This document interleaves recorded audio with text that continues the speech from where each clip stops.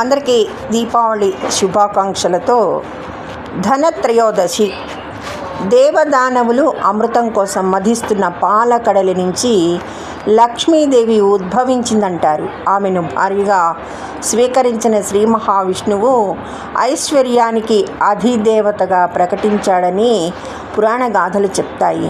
ఇది ఆశ్వయుజ బహుళ త్రయోదశి. ఈ రోజున ధనాధిదేవత లక్ష్మీదేవి జన్మదినోత్సవంగా భావించి పూజించడం వల్ల విశేష ఫలితం ఉంటుందని భక్తుల ప్రగాఢ విశ్వాసం.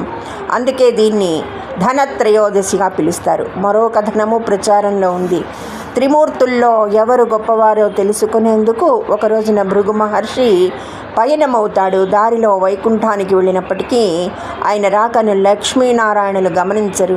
మహర్షి ఆగ్రహించి స్వామి వక్షస్థలాన్ని తన్నినా ఆయన చెలించడు. పైగా ఋషిని శాంతపరచి సపర్యలు చేసి పాదాలు స్పర్శిస్తాడు.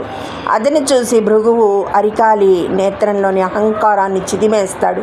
అప్పుడు స్వామిని శరణు కోరుతాడు. ఆ ఋషి తన నివాస స్థానమైన విష్ణువు గుండెల మీద ముని తన్నడం లక్ష్మి కోపానికి కారణమవుతుంది.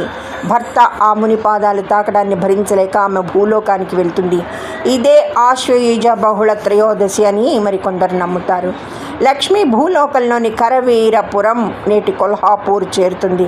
కుబేరుడు అక్కడికి వెళ్ళి ఆమెను పూజించి అనుగ్రహం పొందుతాడు. అందుకే అతడు ఎంతో ధనవంతుడయ్యాడంటారు. ధనాది దేవత భూలోకానికి చేరిన రోజు కాబట్టి ఈ రోజును ధనత్రయోదశిగా భావించేవారు ఉన్నారు.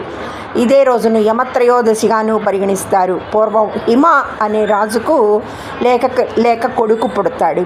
వివాహమైన 4వ రోజునే ఆ రాకుమారుడు మరణిస్తాడని కొందరు హెచ్చరిస్తారు. కాలక్రమంలో ఒక రాజకుమారి అతన్ని వరించి పెళ్ళాడుతుంది. భర్తను తానే కాపాడుకుంటానని ధీమాగా చెప్తుంది. పెళ్ళైన 4వ రోజున రాకుమారుడి గది ముందు బంగారు నగలు ఇతర ఆభరణాలు రాసులుగా పోసి దీపాలు ఉంచుతుంది. లక్ష్మీదేవిని భక్తి శ్రద్ధలతో స్తుతిస్తూ గానం చేస్తుంటుంది. అదే సమయానికి రాకుమారుడి ప్రాణాలు తీసుకువెళ్లేందుకు యముడు పాము రూపంలో వస్తాడు. నగల మీద పడిన దీపకాంతి వల్ల ఆయన కళ్ళు చెదురుతాయి. యువరాణి పాటలకు మైమరిచిపోతాడు. మృత్యు ఘడియలు దాటి యముడు శూన్యహస్తాలతో వెనుదిరిగాడనేది వేరొక కథనం. ఈరోజు ధనత్రయోదశి వేళ యముడి ప్రీతి కోసం దీపాలు వెలిగిస్తే మృత్యు భయం ఉండదని అంటారు. ఇవాళ ఆది వైద్యుడైన ధన్వంతరి జయంతి కాబట్టి ధన్వంతరి త్రయోదశిగాను భావిస్తారు. అందుకే వైద్యులు ఘనంగా పూజిస్తారు. మహావిష్ణువు వామనావతారం ధరించి బలి చక్రవర్తిని పాతాళానికి అణగదొక్కింది ఈ రోజేనని ప్రతీతి. అందుకే త్రివిక్రమ త్రయోదశిగా కూడా పిలువబడము జరిగింది. ఈ రోజుకు కుబేర త్రయోదశి, ఐశ్వర్య త్రయోదశి అని ఇతర పేర్లు ఉన్నాయి. కొన్ని ప్రాంతాల్లో ధనత్రయోదశిని 3 రోజుల పండుగగా ఆచరిస్తారు. లక్ష్మీదేవిని ధనాది దేవతగా విష్ణువు ప్రకటించడాన్ని నరకాసురుడు భరించలేకపోతాడు. ఆమెను బంధిస్తాడు. అతడి ఆగడాన్ని ఆకట్టడానికి అప్పటికే సత్యభామ సమేతంగా శ్రీకృష్ణుడు బయలుదేరతాడు. నరకుడిని వారు సంహరించి లోకానికి ఆ రాక్షస బాధ లేకుండా చేస్తారు.